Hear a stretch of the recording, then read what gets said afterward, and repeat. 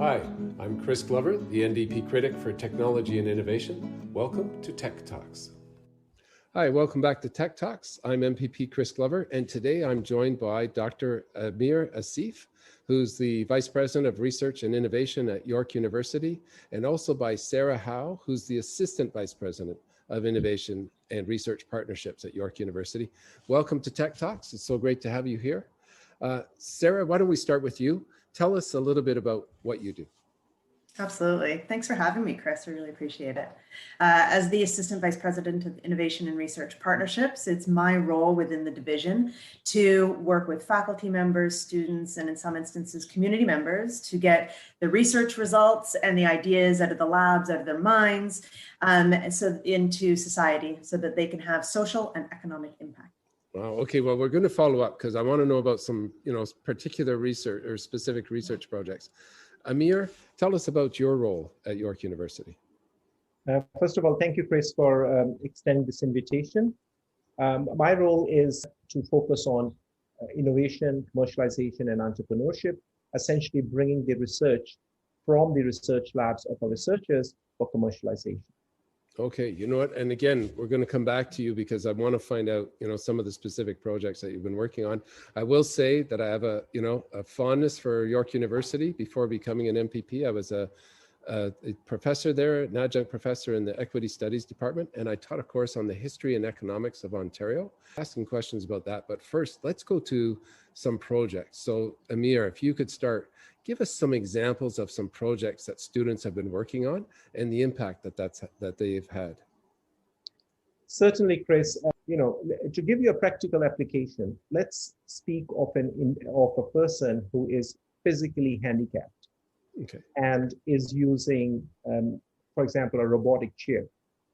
And one application of the research that is happening in here is that how through visual cues, a computer can understand and interpret that and convert that into physical motion of the chair itself.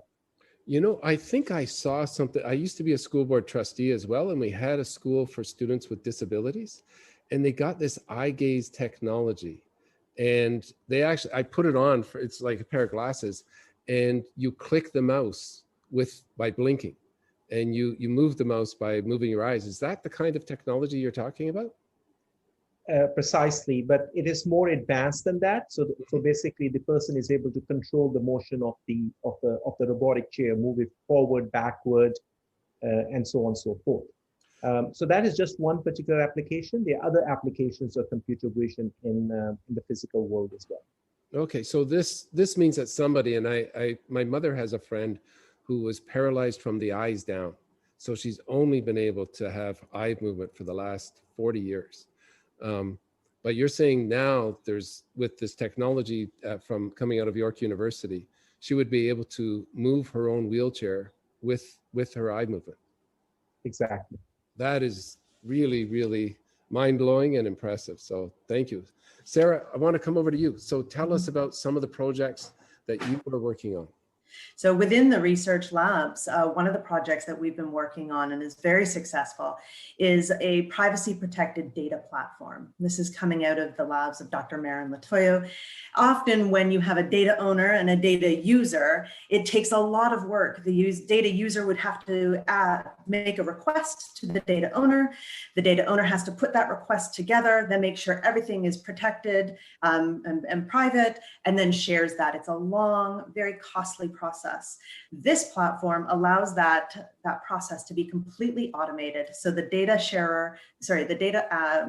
user and the data owner can communicate seamlessly, and the request for data is automated and transferred quickly while protecting the privacy of the data owners.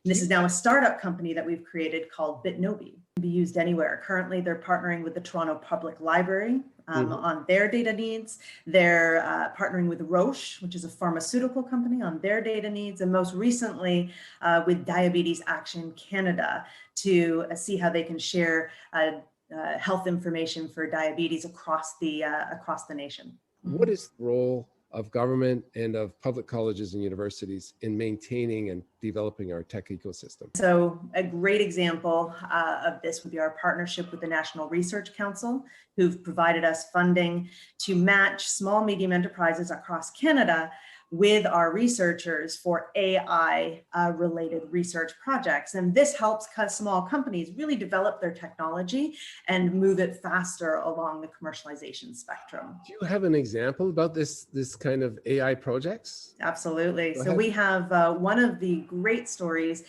The company was developed by a York University a Faculty of Science graduate. And she has developed a bespoke wig company. And so often when people need wigs, you go to a store and it's ill-fitting, it doesn't quite look right. And when you walk out, kind of looks like you're wearing a wig. And this company uses AI technology to assess the exact shape and size and help develop the wig so that it is your perfect fit and that you can move forward with your wig that nobody knows you are wearing because it is so bespoke to you. That is so cool. There are applications that you would never have thought of. I didn't know that you could use AI to develop wigs. Exactly. Okay, Amir, I'll put that question over to you. What is the role of government and of our public colleges and universities? Just to give you an example, York University was funded for a Center of Network of Excellence in Youth Homelessness that comprises of universities all across Canada. And that network enables different universities, different researchers to kind of bring their expertise together and solve the global problem of youth homelessness. I'm very interested to find out, how that kind of research can help us to address the homelessness crisis right here at home in Toronto. And Chris, just to add to that, I'll be more than happy to make the connection with Dr. Stephen Gates, who is the principal investigator, the PI for that.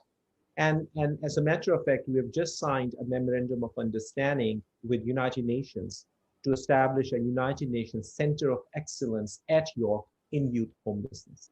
Oh, interesting. Well, you know what? These conversations, I never know where they're going to go. I had no idea that we'd be talking about AI and wigs today and homelessness, but all of it is linked to this technology. So thank you, Sarah, and thank you, Amir, so much for being on this Tech Talk today. And I look forward to working with you guys in the future. Thank you. Thank you so much, Chris. Nice to meet you. Thank you for watching. Don't forget to follow me on social media, and we'll see you next week for more Tech Talks.